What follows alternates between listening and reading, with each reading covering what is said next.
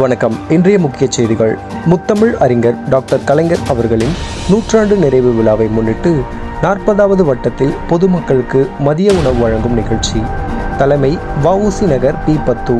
40வது வட்ட துணைச் செயலாளர் முன்னிலை ரா. லட்சுமணன், ஆர்.கே. நகர் பகுதி செயலாளர் ஆர். வெற்றிவீரன், மாவட்ட அவைத்தலைவர் வரவேற்புரை மா. நாகராஜன், 40வது வட்ட செயலாளர் குமரி நாகராஜன், 40வது வார்டு மாமன்ற உறுப்பினர், உணவு வழங்குபவர் ஆர்.டி. சேகர் எம்.எல்.ஏ., சென்னை வடக்கு மாவட்ட பொறுப்பாளர் ஆர்.கே. நகர் தொகுதி எம்.எல்.ஏ.